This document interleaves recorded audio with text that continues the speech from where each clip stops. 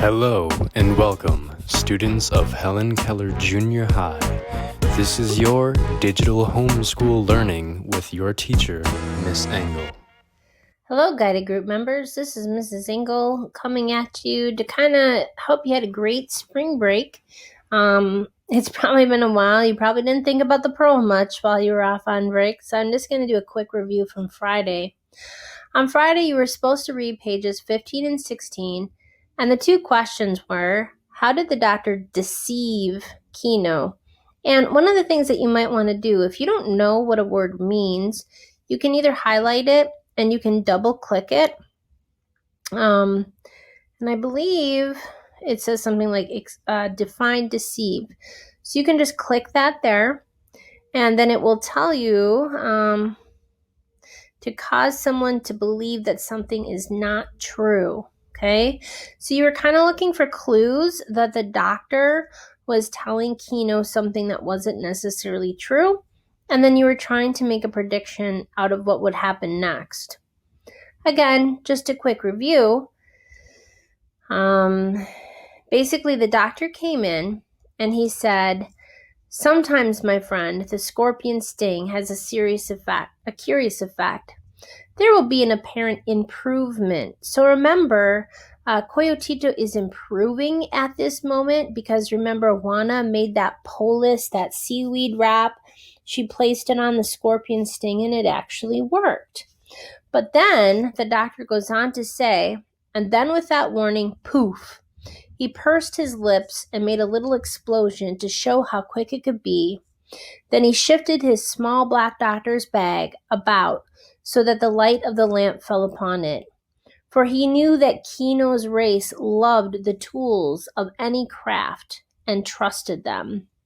Sometimes, the doctor went on in a liquid tone, sometimes there will be a withered leg or a blind eye or a crumpled back. Oh, I know the sting of the scorpion, my friend, and I can cure it.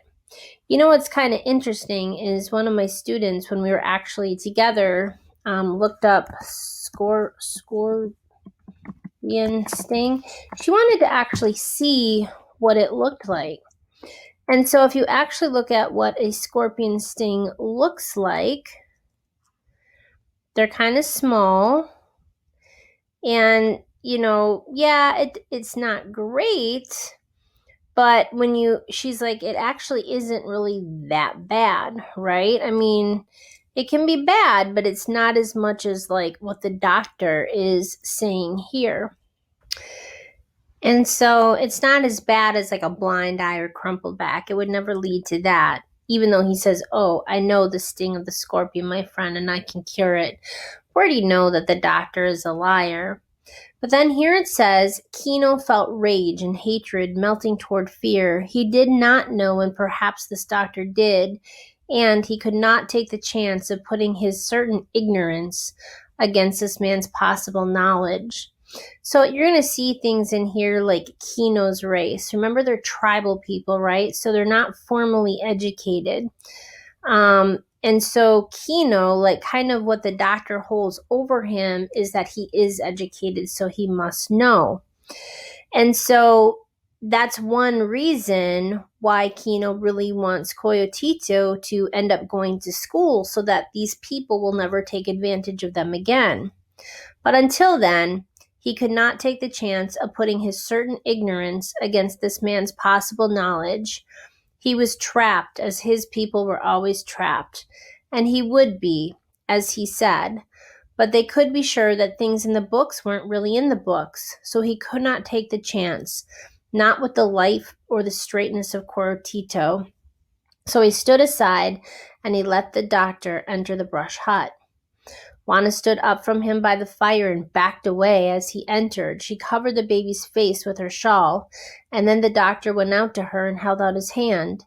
She clutched the baby tight and looked at Coyotito where he stood, and the fire and the shadows leaping on his face. Kino nodded, and only then did she let the doctor take the baby. So again, I'm not going to read this whole thing because you should have read it on Friday, but I am going to review this part down here.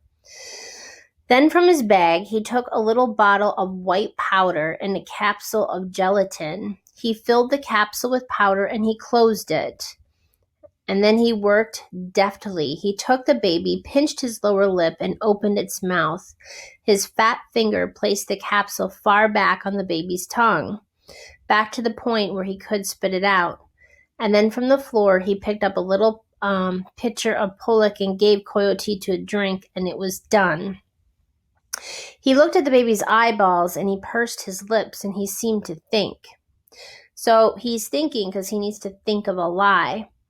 At last, he handed the baby back to Juana, and he turned to Kino. I think the poison will attack within the hour.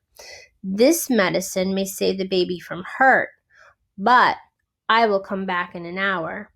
Perhaps I'm in time to save him. He took a deep breath and went out of the hut. So then down here, it says the doctor back in his house settled into his chair and looked at his watch.